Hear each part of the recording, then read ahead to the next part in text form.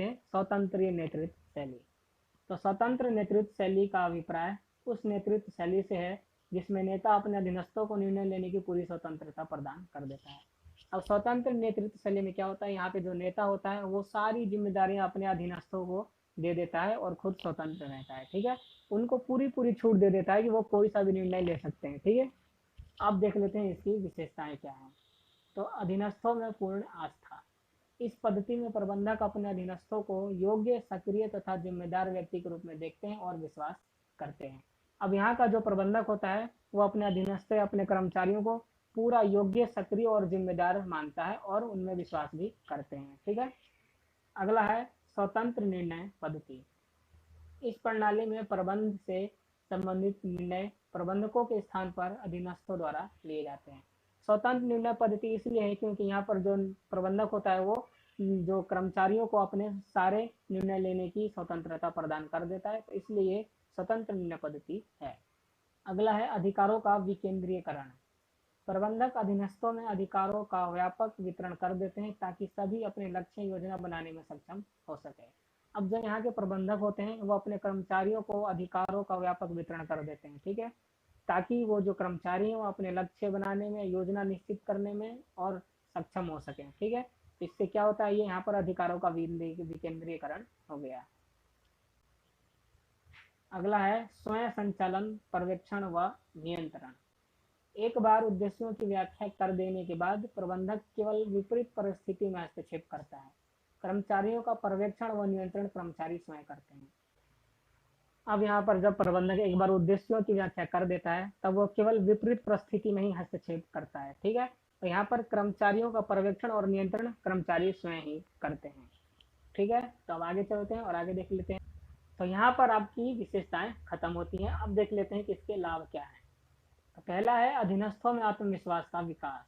अब यहाँ पर जो अधीनस्थ होते हैं उनके आत्मविश्वास में विकास होता है। क्यों होता है, क्योंकि जो यहाँ के प्रबंधक होते हैं वो पूरा पूरा उनको निर्णय लेने की स्वतंत्रता प्रदान कर देते हैं।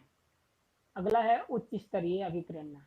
अब यहाँ पर जो उच्च स्तरीय अभिप्रेरणा है यहाँ पर इसलिए कर्मचारियों में विकसित होता है क्योंकि यहाँ पर जो प्रबंधक होते हैं वो पूरी तरीके से उनको निर्णय लेने की स्वतंत्रता प्रदान कर देते हैं। तो इससे जो कर्मचारी होते हैं वो महसूस करते हैं, अपने आप को बड़ा अभिप्रेरित महसूस करते हैं। ठीक है, अगला है संस्था के विकास एवं विस्तार में सहायक। जिस संस्था में नेतृत्व की इस पद्धति का उपयोग किया जाता है उसका विकास व विस्तार अपनी चरम सीमा पर होता है। ठीक है, यहाँ पर जो प्रबंधक होता है वो अपने सारे कार्यों से मुक्त हो चुका होता है क्योंकि यहाँ पर जो कर्मचारी होते हैं वो सारे कार्य खुद ही संभाल लेते हैं।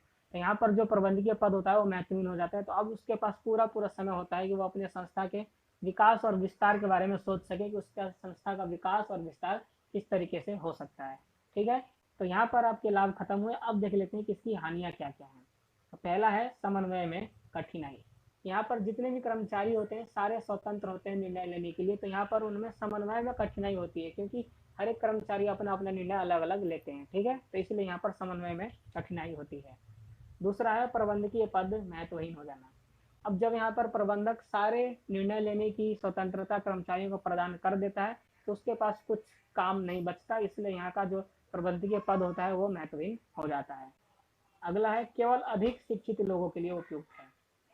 अब जो स्वतंत्र नेतृत्व शैली है वो केवल अधिक शिक्षित लोगों के लिए ही उपयुक्त है। यहाँ पर केवल जो मतलब कि थोड़े शिक्षित हो या पूरे के पूरे अशिक्षित हो उनके लिए ये उपयुक्त नहीं है।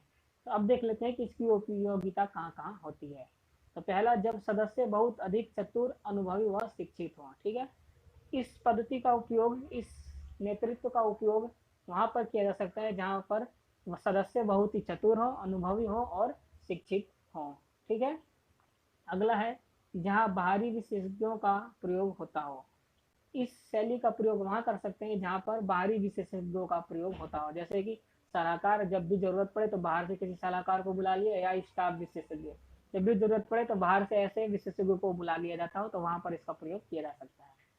अगला है जहां अनुयायी विश्वसनीय होते हैं, मतलब कि जहाँ के कर्मचारी अधिक विश्वसनीय होते हैं वहां पर इसका प्रयोग किया जा सकता है क्योंकि यहाँ पर सारे काम कर्मचारी ही खुद करते हैं। ठीक है, तो इसका प्रयोग वहां पर किया जा सकता है जहाँ की अनुयायी कर्मचारी विश्वसनीय होते हैं। तो ये आपका चैप्टर यहाँ पर समाप्त हुआ। मैं आशा करता हूँ कि आपको समझ में आया होगा। अगर आपको अच्छे से समझ में आया है तो हमारे चैनल को सब्सक्राइब करना ना भूलें और कमेंट करके ज़रूर बताएं कि वीडियो कैसी लगी, समझ में आया या नहीं आया, और जो नहीं आया उसको कमेंट जरूर करें ताकि आपको अच्छे से आगे से और समझाया जा सके। अगर आपका कोई दोस्त है जो कि बिजनेस स्टडी हिंदी में पढ़ना चाहता हो तो उसके साथ शेयर जरूर करें। और अंत में एक लाइक जरूर करना अगर वीडियो समझ में आई हो, अच्छा लगा हो तो। तो आज के लिए बस इतना ही। आपके साथ अगली वीडियो में अगली एक्सरसाइज के साथ मिलता हूँ, तब तक के लिए गुड बाय।